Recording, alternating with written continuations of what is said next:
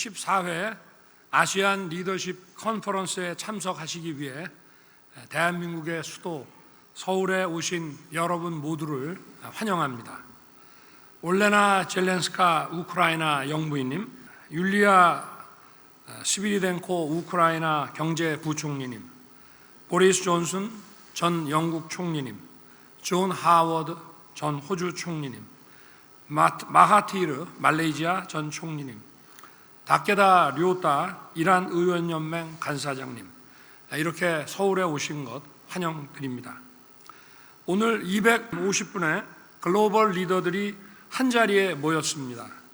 세계가 직면한 여러 가지 도전 과제들을 함께 고민하고 논의하기 위한 것입니다. 이 자리를 마련하신 조선일보 방상훈 사장님과 준비를 위해 애쓰신 조선일보 관계자 여러분께도 감사드립니다. 이번 아시안 리더십 컨퍼런스의 주제는 격변의 시대, 협력과 혁신의 길을 찾아서입니다. 이 컨퍼런스의 주제가 문제와 답을 동시에 잘 알려주고 있습니다. 글로벌 안보 위기, 글로벌 경제 불안전성, 공급망 교란과 분절, 현실에 닥친 보건과 환경의 위기 상황, 디지털 기술의 빠른 변화로 대표되는 격변의 시대에 이를 위기와 도전으로 받아들이지 않는 나라는 없습니다. 그리고 어느 나라도 독자적으로 이러한 위기와 도전에 대응하는 것은 불가능합니다. 이러한 위기와 도전에 대응하기 위해서는 국가 간, 기업 간, 국제적 협력이 기요합니다. 또 기존의 사고방식으로는 이러한 복합 위기와 도전에 대응하는 것이 어렵습니다. 사고의 대전환과 변화가 필요합니다. 바로 혁신이 필요한 것입니다. 혁신은 한 명의 천재로부터 나오기보다는 대부분 협력의 과정에서 나오기 마련입니다.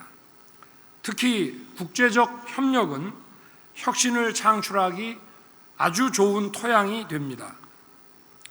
오늘날 국제사회는 지역별, 산업 분야별로 다양한 다층 협력 체계를 모색하고 있습니다.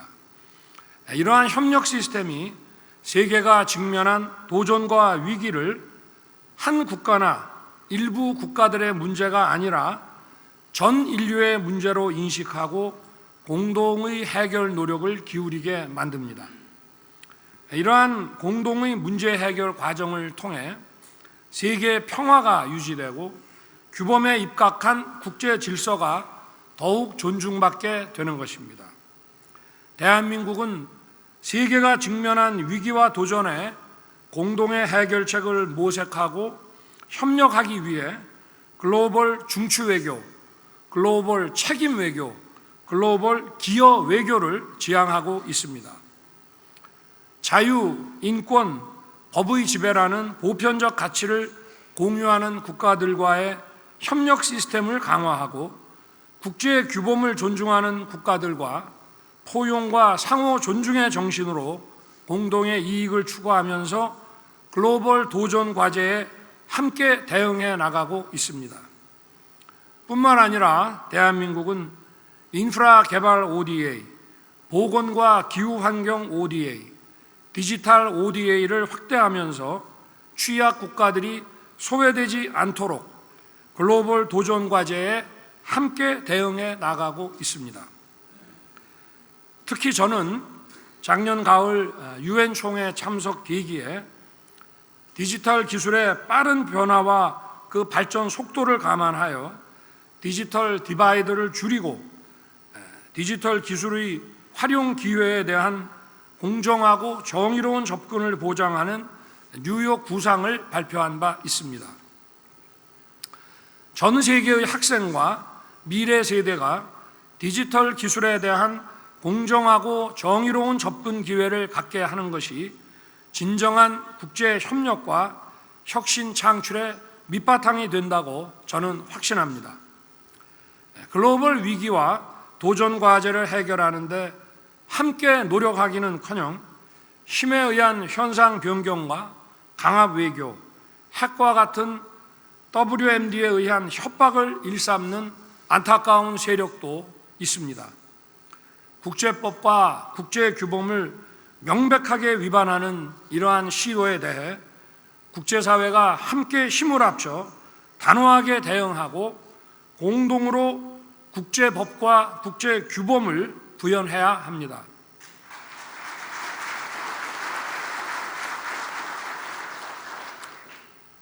유엔 안보리 결의를 정면으로 위배하는 북한의 핵과 미사일 도발은 국제사회의 비판과 경고에도 불구하고 계속 반복되고 있으며 북한은 지난 1년 동안만 약 100여 회의 도발을 감행했습니다. 이러한 상황에서 북한 주민의 처참한 인권 실상은 필연적인 것입니다. 북한의 비핵화를 위한 대화의 문은 열어놓되 이러한 불법적인 도발에 대해 저는 단호하게 대응해 왔습니다. 그동안 국제사회가 북한의 도발을 규탄하고 우리 대한민국의 입장을 지지해 온 것에 대해 다시 한번 고맙게 생각하고 대한민국도 세계가 직면한 도전과 위기에 대응하기 위한 국제 협력에 더 힘을 쏟을 것입니다.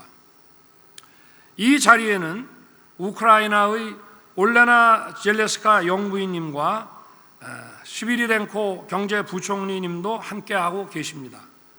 저는 어제 제 집무실에서 이분들을 만났습니다. 불법적인 침략에 의해 우크라이나 국민이 받는 고통과 인권 유린 상황을 자세히 접했습니다.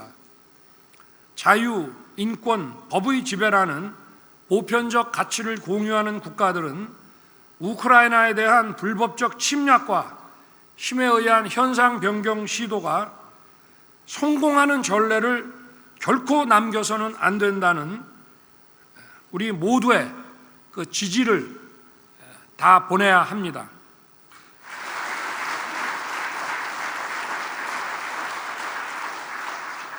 국제사회의 우크라이나에 대한 지지와 지원은 우크라이나와 우크라이나 국민만을 위한 것이 아닙니다.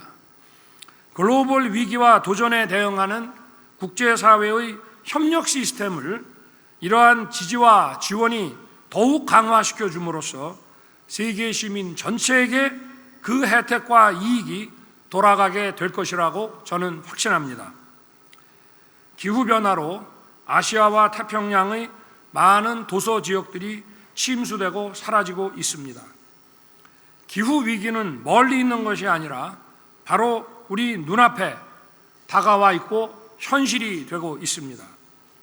넷제로를 향한 산업 선진국 각자의 노력만이 중요한 것이 아닙니다.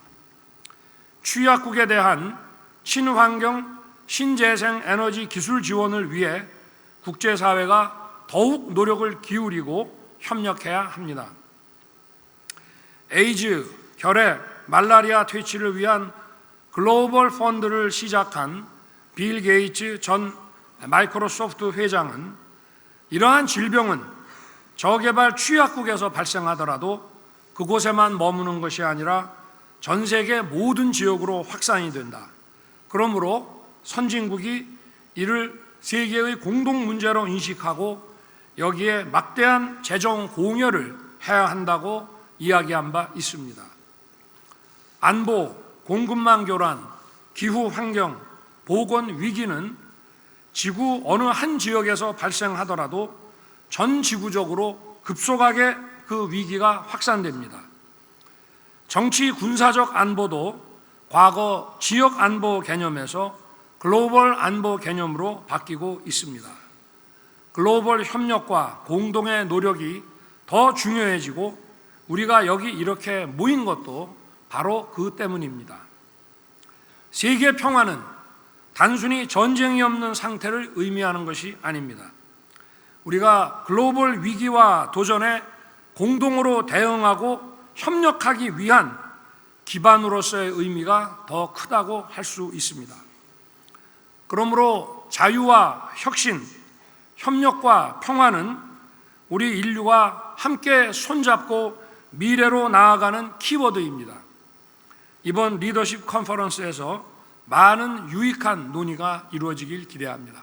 감사합니다.